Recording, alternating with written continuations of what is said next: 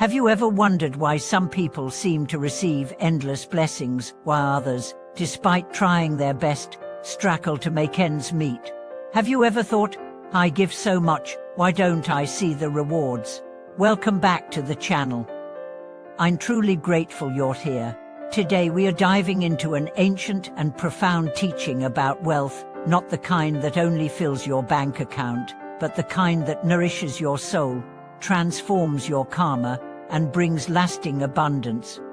Let's be honest, we live in a world obsessed with getting. From early childhood, we are trained to accumulate, to gather, to hold, to compete. Success is measured by how much we own, how much we earn, how much we display. But what if the true secret to wealth isn't in getting, but in giving? And not just giving randomly, but giving wisely, with intention, understanding and sincerity. Master Mengchan, one of the great spiritual teachers of the last century, gave a teaching on this that changed countless lives. He said, true giving is not a transaction. It's an offering from the heart. And only when we give with a heart that is pure, steady, and detached, does the merit take root and blossom.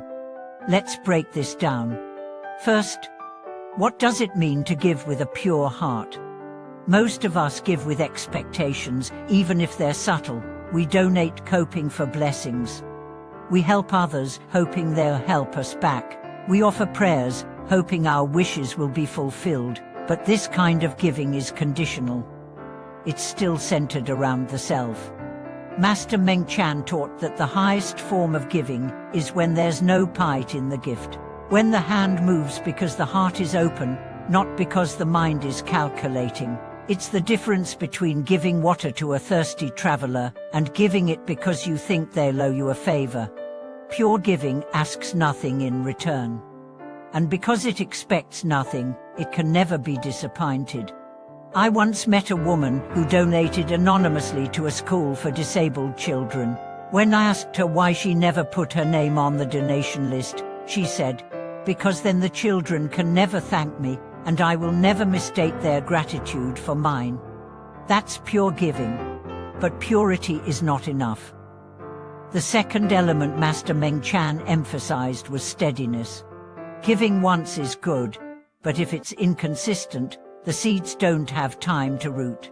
He compared it to watering a plant. If you flood it once and ignore it for months, it won't grow. But if you water it regularly, gently, with care, it will thrive. The same applies to giving. A single large donation done once may feel grand, but steady, small acts of generosity practiced regularly carry immense power. They build habits. They change the architecture of your mind. They transform giving from an event into a way of life. I knew a man who gave a single coin to the monastery every morning before breakfast. He was poor. He had no luxuries. But that one coin, given with devotion and consistency, became his daily blessing. Over time, his life began to shift, not in riches, but in peace. He stopped worrying. He stopped clinging. He became, as others described, rich in spirit. And that brings us to the third key, detachment. This is the hardest. We want results. We want our giving to mean something. We want karma to work like a vending machine, insert merit, get a reward. But real giving lets go after the act, like a tree that drops its fruit and never looks back. When we give and then keep checking, did anything good happen yet, we are still attached.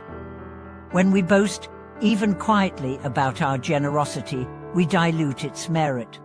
One of Master Mengchan's disciples once asked him, "Why haven't my donations brought prosperity?" The master replied, "Because each time you give, you tie a string to it, and when you tie a string, the karma cannot fly. So give, then release. Give, then forget." Not because it doesn't matter, but because it matters too much to pollute with ego. Now you might ask, what exactly should I give? And that's the beauty of this teaching. It's not just about money. There are countless forms of giving. You can give time listening to someone who's hurting, mentoring a struggling youth, visiting the lonely. You can give energy cleaning a sacred space, planting trees, sweeping your street. You can give knowledge teaching a child to read, sharing wisdom that uplifts us, helping someone solve a problem. You can give protection standing up for the vulnerable, feeding stray animals, supporting justice. You can give forgiveness releasing old grudges, offering second chances, healing broken relationships. You can even give joy a kind smile, a sincere compliment, a silent prayer for someone you don't know. Every act of giving, when done with pure intention, becomes sacred. And yes, you can also give materially to the temple, to the hungry, to those in need. But Master Mengchan emphasized, no matter what you give it with your heart fully present. Don't give what's left over. Don't give what's easy. Give what is meaningful. Because the universe doesn't measure the size of the gift, it measures the depth of the sincerity. Let me tell you a story. A beggar once came to the monastery with nothing to offer. He wept, saying, "I want to give, but I have nothing." The master took his hands and placed them in prayer position. "This," he said, "is enough." From that day, the beggar greeted every monk, every visitor, with folded hands and a blessing. Years later, he became known as the wealthiest man in the village, not in gold, but in grace. So what happens when we give like this? Our hearts soften, our fears dissolve, our minds expand, and slowly, quietly, blessings begin to flow, not always in the way we expect, but always in the way we need. Some people receive health, others peace. Some find opportunities, others resilience. Some find love, others clarity. But all find freedom. Because when you stop trying to accumulate and start trying to contribute, life stops being a burden and starts becoming a blessing. You may still face hardship. You may still have bills to pay, struggles to endure. But you'll walk through them with a heart that's spacious, a mind that's calm, and a life that's meaningful. So today, ask yourself, where can I give? What can I offer? And most importantly, can I give without needing anything in return? If this video inspired you, share in the comments your favorite ways to give. How has generosity transformed your life?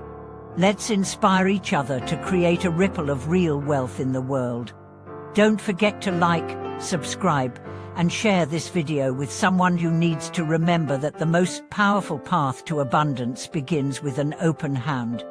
Thank you for watching this video. See you in the next one.